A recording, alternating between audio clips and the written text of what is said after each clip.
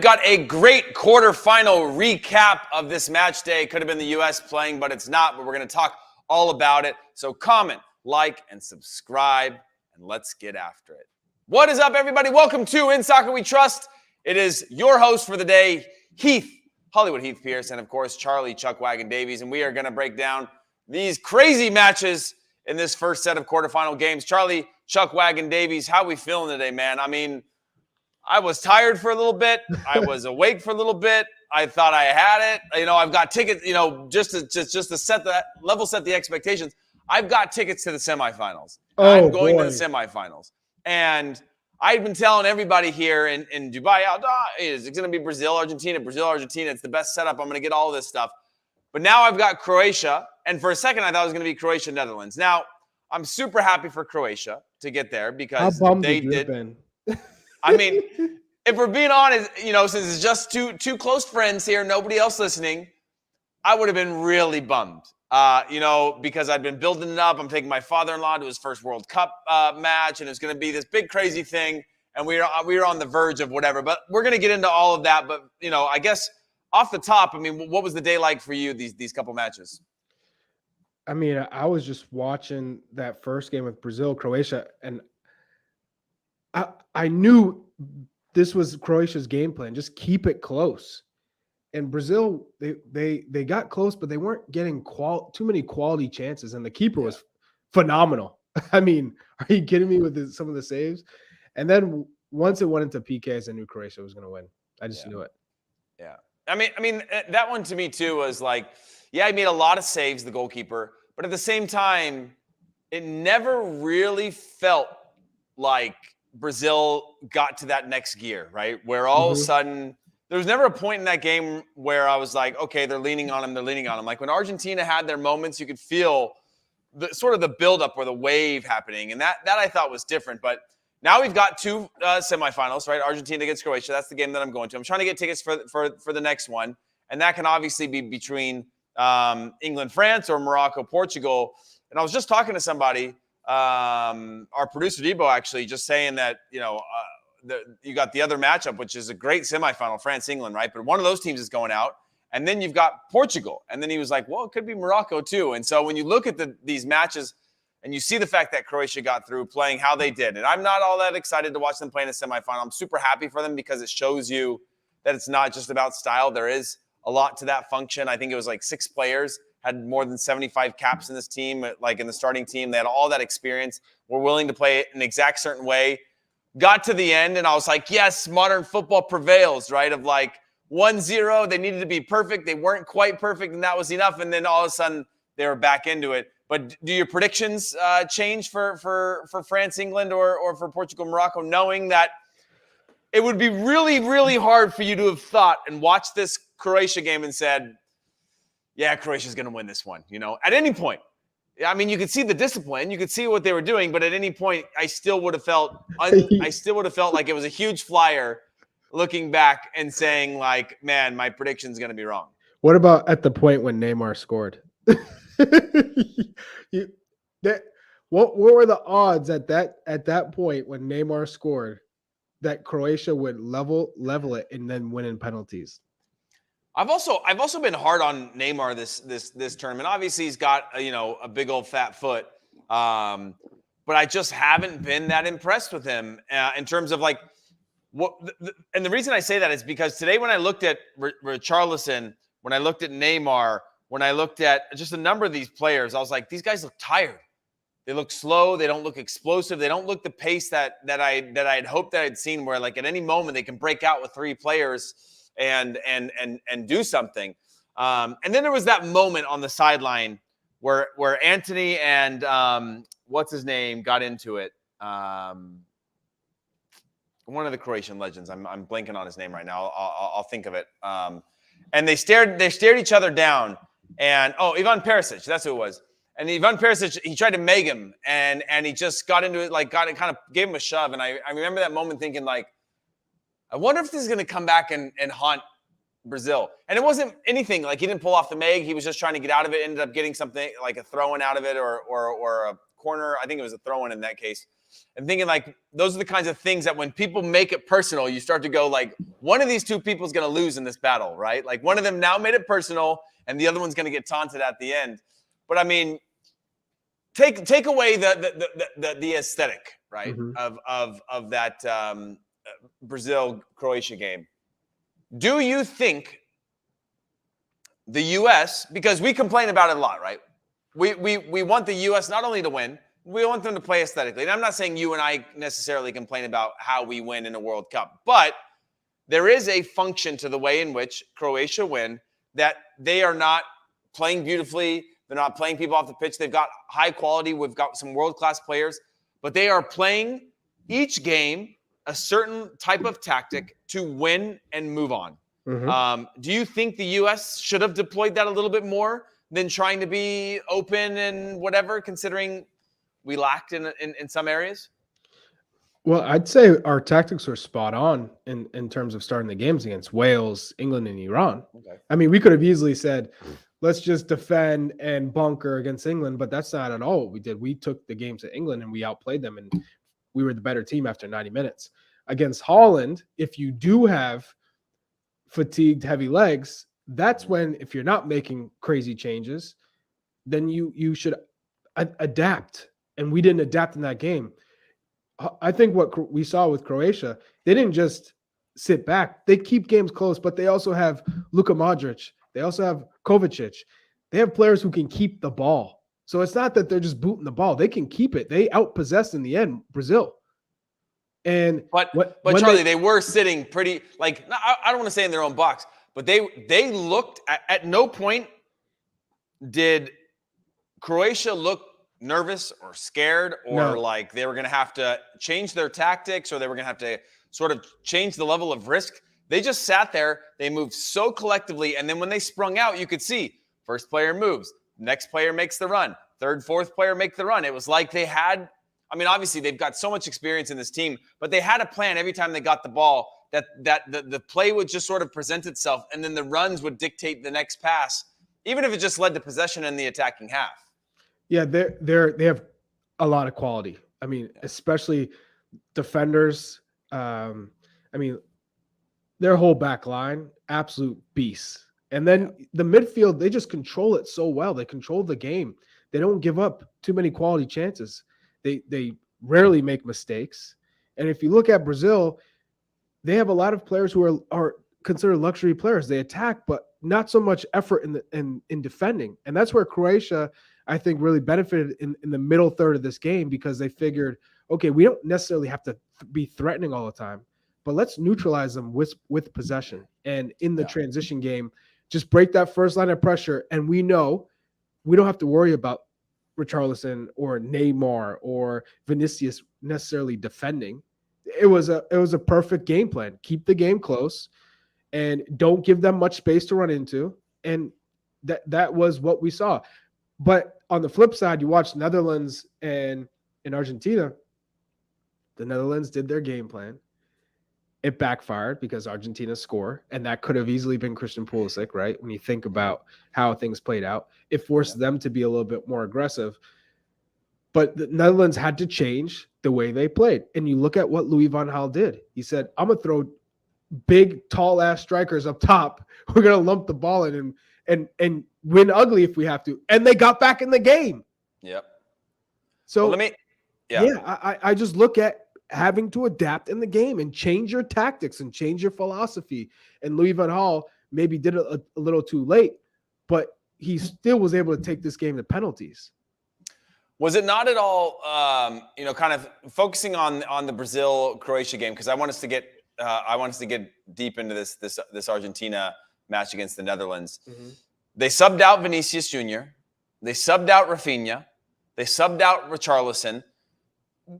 Did that not just scream to you a little bit of fatigue for these teams? I mean, it felt like for large periods, including Neymar, other than his moment of brilliance, they looked tired. They looked like they didn't have a little bit of that. Do you think that's a lack of squad rotation? I mean, we know that he's played every player in his entire roster, but like just thinking like, how does a team like this go in as the favorites, light up a couple teams and just show the quality that they have? Bring also not just world-class quality, but also show that fight and that mentality that they're willing to grind, and then get into a game like this and just get slowed down, just get ground down. And of course, they had a bunch of chances to score, none of which were super, super clinical in terms of their finishing. Great saves from the goalkeeper, great defensive plays. But overall, I just keep thinking back to Croatia and feeling like, did Croatia ever really feel like in the hole or out of it to now find themselves going to a semifinal? No, but I love your boy Def Kiss 83 is in the YouTube comments. Says, I love anti-football. If you think that Luka Modric and Kovacic are anti-football, then you don't know the sport, my man. I love Kovacic. I mean, you can watch them play. They're artists. I mean, Luka Modric won the Golden Ball. So you got a lot of learning to do, young man. But what I will say is this Croatia team, they're complete. They know their strengths and they play to it so well. They're always going to be in the game. And Argentina, Croatia, yeah, sure, Argentina might feel a little bit more confident going into this game against Brazil, into the game against Croatia because Brazil's out, but Croatia are no joke. Yeah. Well, listen, let's shift our focus a little bit, and we'll talk more about some of these things after the break. But since it's fresh on our minds, and we probably should have started with this to be fair, with Netherlands against Argentina. How do you think that the U.S. men's national team would have fared versus Argentina in this matchup? Tactically, when I looked at it, it seemed like Argentina learned from that game in the way that the Netherlands played in terms of how exposed they were going to be. They seemed to be willing to let the Netherlands have the ball at times and say, hey, you guys make the game, instead of what we saw as the reverse against the national team where they baited us into having that ball. They were kind of just saying, we don't care about the possession game. We'll take our moments. Almost like there was a little bit of teasing back and forth as to who's going to have the ball, who's going to dictate the play, who's going to expose themselves, who's going to overcommit to allow for these counterattacks to happen. Do you think the U.S. could have fared well against this Argentina side? I think they could have, but you again, it's Leo Messi. You're trying to give space to your attacking players, and they said, "All right, you guys want to just defend? We're not going to allow you to defend. We're going to invite you in, give us some more space." And it was almost a seesaw. We'll play this way, then we're going to be a little bit more aggressive and try and switch it up. Ultimately, Leo Messi's brilliance with that pass. Are you kidding me? Yeah. The no look. He did that to Van Dijk. I think he's beaten Tim Ream and Walker Zimmerman on that anybody. pass. and do we have that player who can play that pass? Oh, one of the greatest things from that moment too, and just to give a little bit of just a love to Messi is that when they slowed it down multiple times, and I was watching it on beIN here in the Middle East, when they slowed it down, the glance, like the strain out of the corner of his eye that happens so quickly in slow motion, you almost don't even see it in slow motion, to see where it is and then to look it off. Because you know how it is, Charlie. When that game gets tight and the game is fast, a lot of people don't notice, and I don't want to just say a lot of people, but many people don't notice how the game has happened. If you glance or you look that through, that gap is gone, right? It's like in any sport, whether it's basketball or anywhere that there's angles and changing of spaces in real time. Split second. Yeah. And the fact that he never actually made the full look to turn his chin and give up that moment, but glanced it to see it and then was able to slot that almost in a no-look type of way at that angle is unbelievable. Obviously, first touch is fantastic too, and to be able to finish that off in that moment, huge. But, I mean, for you as a striker, having somebody in front of you or behind you that can feed you a ball in those types of situations, I mean, what is that? It makes you want to make those runs, right? As opposed to knowing, I'm sure you got frustrated at points in your career when you maybe didn't have the service around you to make those runs. Yeah. Hey, Christian Rojas, wait. This man comes out guns blazing. Argentina would have rested players for the semifinal if they had to play the U.S. Come on, man. That's not true. But we just don't have that player. Yeah, we don't have that player, a dual threat like that who can run at players, strike fear into whole backlines of the teams, but also have that brilliance to play a pass in tight quarters against world-class defenders and cutting out 4 or 5 players with one pass. Incredible, absolutely incredible. So, yeah, I mean, we're not there yet. That's clear. But I can tell you, Memphis Depay, who was brought up in the reason why we lost to the Netherlands, was a non-factor. Mm-hmm. That they had to go on and come up with Weghorst, who is a completely different type of striker, to get back in this game. So that would be my piece. We didn't lose because of Memphis Depay, but it wasn't Memphis Depay who beat us. It was our lack of ability to adjust in the game, which is what Louis van Gaal talked about. We didn't change. We didn't make the Netherlands have to play a different way. Well, and by the way, for those of you that know, with each team that gets eliminated, the closer we get back to playing club ball, and you can catch most of these top players that are banging goals or playing extremely well on Paramount Plus for the Champions League, Europa League, UEFA Conference League, all those things. You can catch a lot of these players, including a lot of our U.S. stars that we know playing the Champions League that make us so damn proud. And we got so far to go to get to 2026, so we're going to need them playing really, really well. But Charlie, to get back on this one. Messi tied for most goals, World Cup goals in Argentina's history.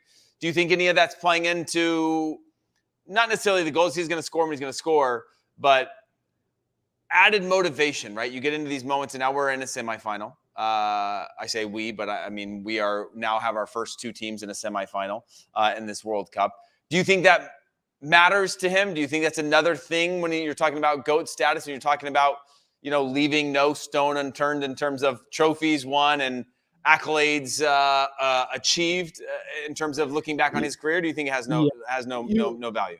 Heath, as well as I do, he's driven to be the best ever. Mm-hmm. He'll have a clear stake in the ground to say he is the best of all time if he's able to win a World Cup in this World Cup, because you could tell with every goal, the relief of pressure and stress. He talked about seeing Maradona everywhere and how he inspired the team, and he wants to be that guy. Mm-hmm. I'd want to be that guy too if I was in his shoes. You want to chase the numbers, you want to chase the stats. Cristiano Ronaldo almost drove himself crazy to the point of trying to chase the records and stats and Ballon d'Ors. But I think the way Lionel Messi is handling this as a leader, look at the pass and the way this team is almost playing for him, but he's still selfless in those moments. That's what it's about. Well, let me ask you this. During some of my career off seasons, I was training with a lot of NFL players and sort of multi-sport professional athletes or different sport professional athletes.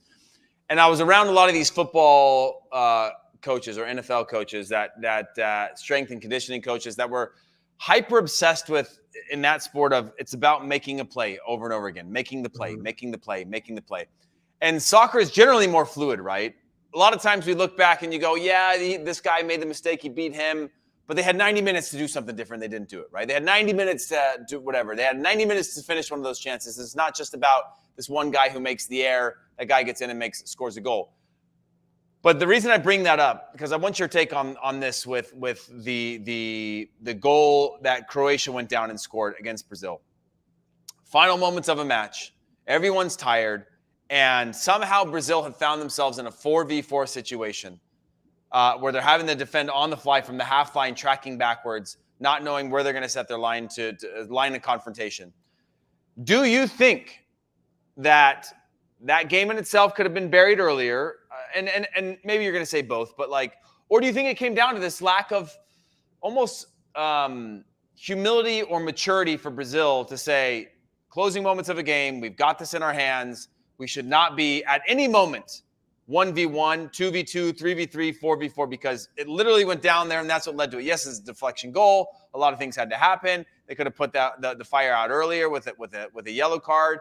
That yellow card could have been a second yellow card. But at the same time, it was a preventable moment where it was either fatigue or it was this idea that Croatia's not a threat and they're not going to punish us. But what's your take on that type of moment? And do you think that moment literally was the difference in the whole game, and the rest of it you can write off? If they can't finish in a moment like that and know that they've got the game in their hands, then they're not going to go through anyway.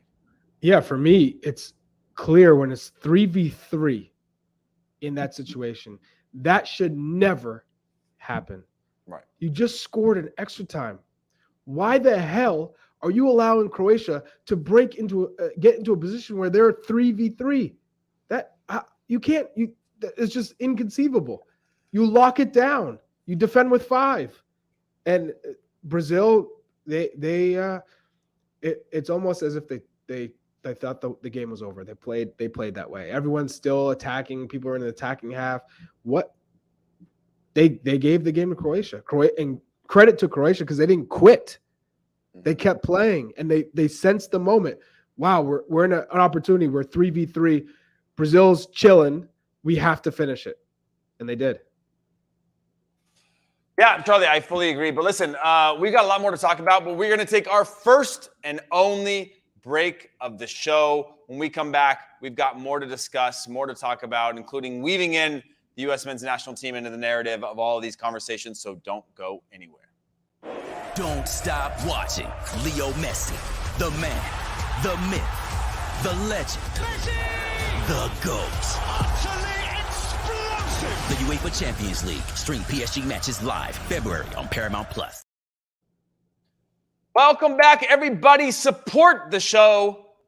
And if you want to support the show even more and you want to show it, use the QR code in the top right corner of your screen or the link in the episode description to visit the In Soccer We Trust store. And because we're feeling generous, go on and use the code SOCCER20 to get 20% off at checkout of your entire order. We have t-shirts, hoodies, hats, pint glasses, mugs, bags, and more.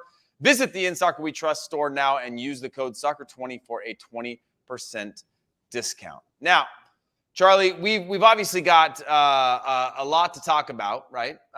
Because we gave our predictions yesterday on our show, but I also think we should maybe refresh those for people that weren't on that show and get everybody in the comments sort of focused on our final thoughts from today's matches, but a little bit of focus on tomorrow's matches, right? Which are obviously Portugal versus Morocco, and then you got England versus France. But before we move on from that, is there anything that you think is tangible or a takeaway learning that's clear as day, or maybe even more subtle from these matches today, whether it's Netherlands almost comeback and keeping it close with Argentina, or Croatia's miraculous yet maybe not miraculous in the way that they did it, almost belief that they can beat anybody. Is there anything that you could take away and apply to our national team, to the tactics, to the mentality, to the belief, or do you still feel like, hey, we got all the tactics right. We rolled out probably, by and large, the right team. We're still a few players off of being able to do that, execute potentially that game plan anyway. Or are there a few things within all this that you think are worthwhile? Heath, are you crazy? Of course, the tactics need to change within the game against Holland. We didn't get the starting 11 right. That, for me, that was the first time that it was a glaring error.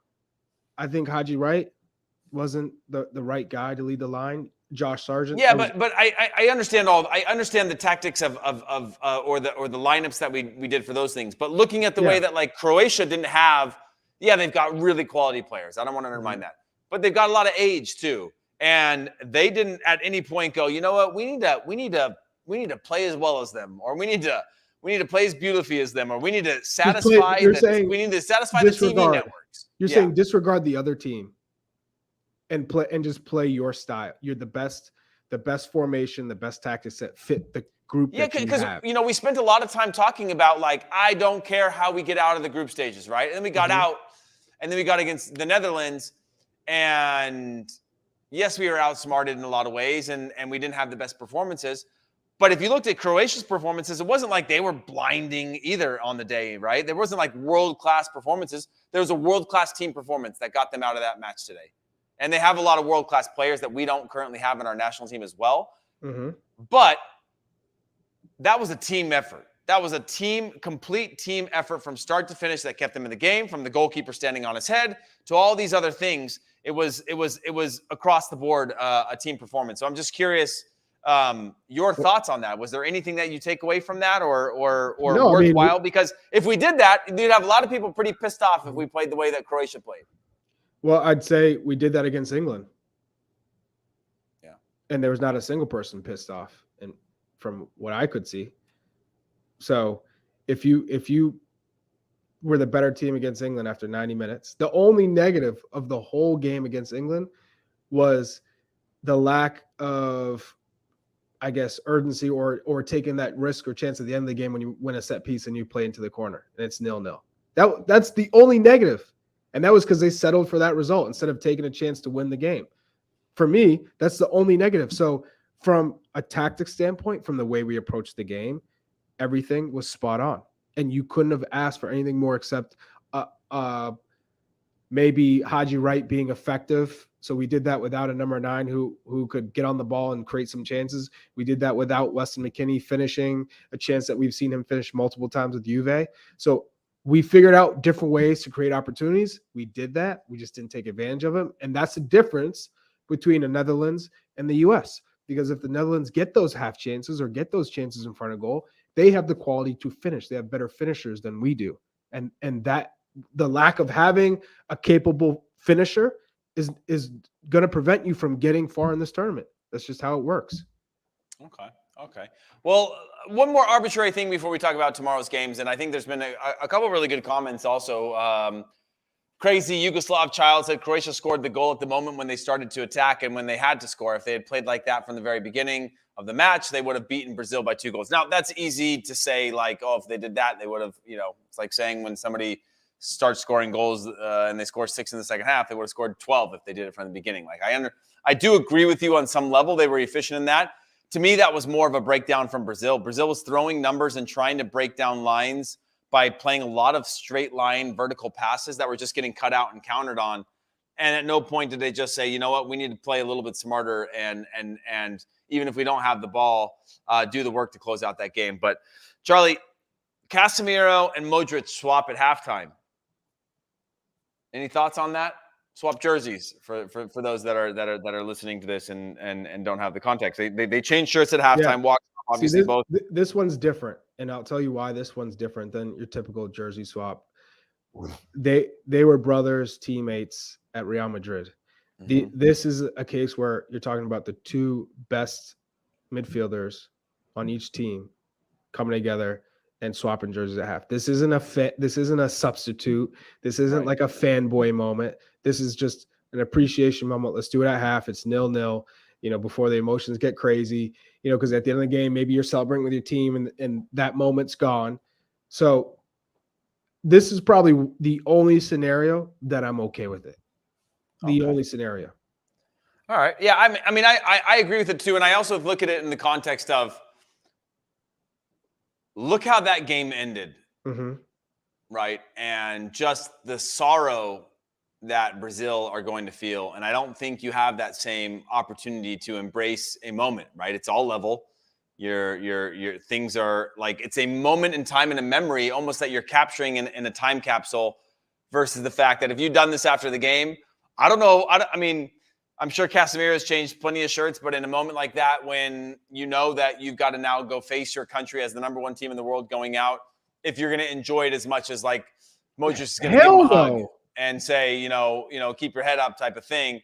And it's going to be something different. So I think capturing that moment in the time that it was, even for me, it didn't bother me in that context because it was a moment worth capturing, like you said, between these 2 people that know each other really well. Another question that we have in here, not necessarily in the chat, but one that our producer Debo and our producers had thrown out there. Pulisic, and this is a weird, wild, magical world I'm creating, right? Croatia, Pulisic with Croatia. Would he be a starter in that national team? Do you think he'd be a starter on that national team? I mean, it's hard to say no, just considering the age of their team. Obviously, do I think he starts over a player like Ivan Perisic? Yeah, but Ivan Perisic puts in a shift, man. That guy covers a lot of ground. Do I think he's a better attacker at this point in time in his career? For sure. Do I think he's a better, as good as Pasalic? I do. And so it's hard for me to think that he wouldn't. Now, I don't think he starts over Perisic. You don't think so? No. Perisic is a complete player. Experience, strength, physique, just a complete player. He's starting, so no chance Christian starts over a player like Ivan Perisic. Pasalic, I could see him starting over him, but that again, it's the mentality and the way that this team plays. You have to be just an absolute beast. Well, that's what I mean. Both Both of sides them, the ball. like Perisic So- is 33, Pasalic 27, Pulisic is still young and has plenty of space. When I think about, whether that's Meyer who came on, somebody like that that's an attacking player. I think Pulisic is better than these types of players. But again, there's not one player that you could show me on that team today that didn't put in the shift that was asked of them, right? If not more. And so it's based on that alone of just that mentality needed to be able to get these types of results. I don't see, but quality wise, again, where Ivan Perisic is in his career and where Christian Pulisic is, I would think that he would be sort of that next guy or would start games in the World Cup. It's kind of a silly, stupid conversation, but it is worth. It is fun to speculate on what could have been. Would he start for Holland? Pulisic start for Holland? I don't think so. Do you think so? No, I was curious to see if you'd say yes. I mean, it's. I don't know. I've got such a torn POV of Christian Pulisic and the levels that he has, because there's times that I go, this guy could start on any national team, and then there's times that I'm like, should he start for the U.S. men's national team? And obviously that's an extreme perspective that I'm taking right now, but when I think about Dumfries, when I think about Gakpo, when I think about Depay, Bergwijn, when I think about who else did they have that they threw into these spaces? De Jong, he's not starting in that team. I mean, Berghuis as well. I mean, it's. I think he fits in well with that group for sure. But just thinking about an out and outs, like he's QB1 for our national team, right? He's the first guy you put onto the board, and it's hard for me to think any of these top tier teams in the quarterfinals even where he fits in as a starter, let alone like the first guy you throw into the lineup. I think he starts over like a Klaassen, Davy Klaassen, if he was playing as a 10 under Gakpo and Depay. Yeah, but Klaassen's like an 8, Yeah, but in that way he played, he was like the attacking midfielder. So if that was the case, I think he starts. But yeah, needless to say, it just goes to show that these guys are warriors.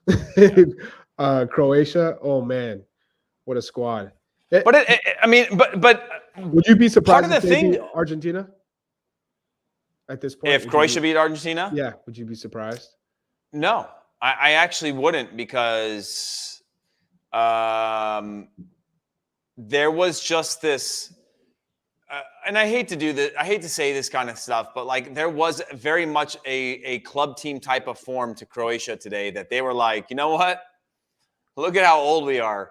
We got 30-plussers all over the field right now. But you know what we know how to do? Is we know how to play 70 games a year. We know how to play disciplined. We know how to play a pragmatic style that's hard to break us down, force the ball wide, force the ball inside. There's just people everywhere all the time. And as soon as you enter our zone, we fight like hell. And as soon as you get out of that zone, we take a little breather. And it was just like this comfort of knowing that one player gets beat, the next guy goes. And I feel like at times when you're exposed on other national teams, when there's youth involved or maybe a lack of experience, one player gets beat, the next guy arrives late, and it leads to these types of things, right? Netherlands gets down to the touchline, cuts a ball back to nobody tracking the runner. They're able to put it away and bury it against us. Croatia's not giving you that cutback. Croatia's not giving you that type of space. Croatia's going to give you a 30-yard shot. They're going to give you have to whip in a perfect ball, beat the first man, and in between two center backs and be able to knock that down. Like they're going to make it really, really, really hard for you. And then you add that to like Guardiola, who I think has again been the defender of the tournament for me in terms of his quality.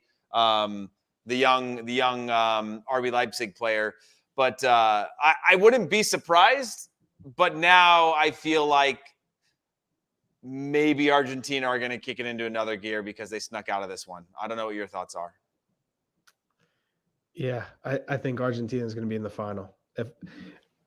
I don't want to take anything away from Croatia, and I think it's going to be a super close game, but I think they had to give so much to give Brazil a run for their money, and then to beat them in pens. I think they're more exhausted than Argentina will be heading into this final, because you're going back-to-back games in PKs.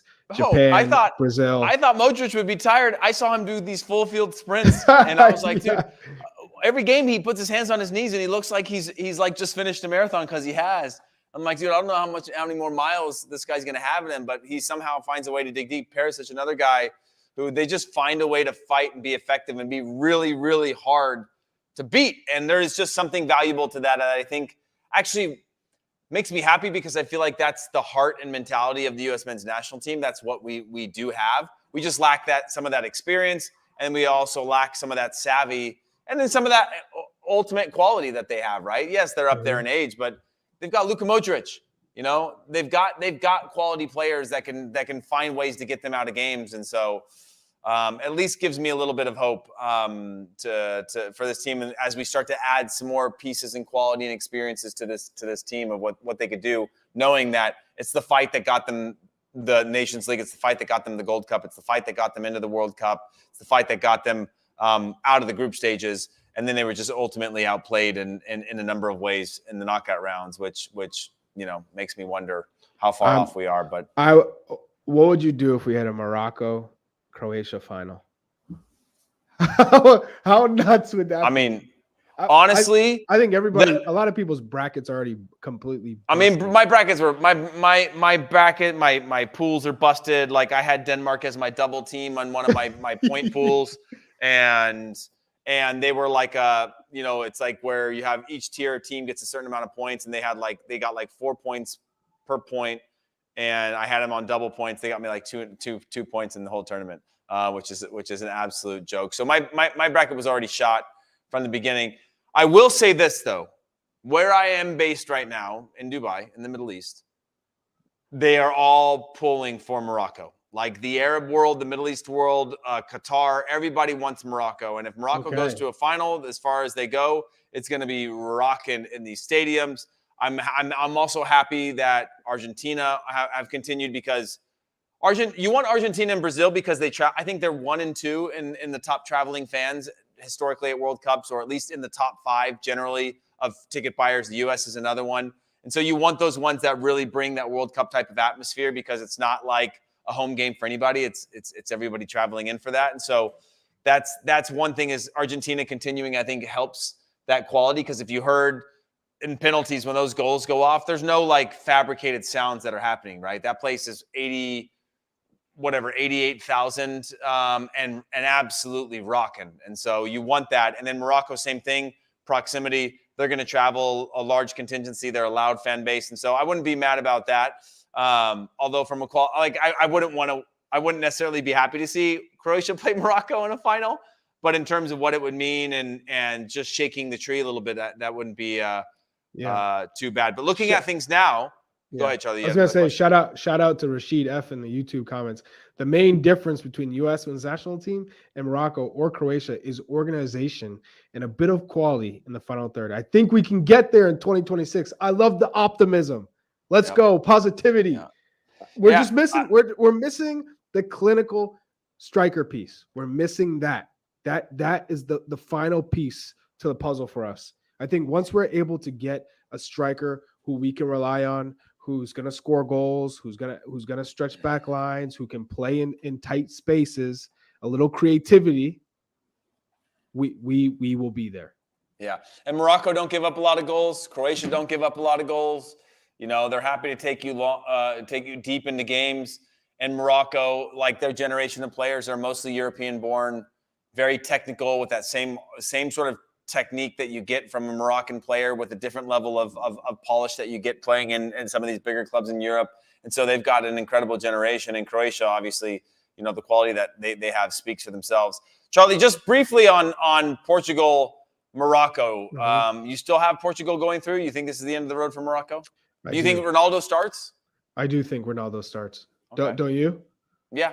I think it's hard to count him out against this one, knowing that. I mean, I was on live score on my way over here because it was like a 5-minute window between being at the house and being here for the recording. That it was actually the end of the Argentina game, and I get this message from my wife. It's 2-1, and I'm like, oh my gosh! So I put it on the live tracker, and then you look at it, and it's like 6 substitutions, and it's all these. Like, we're living in a chaotic world of soccer nowadays, where it's like 6 subs, 140-minute matches because we got 10-minute extra times or stoppage times, and all these crazy things.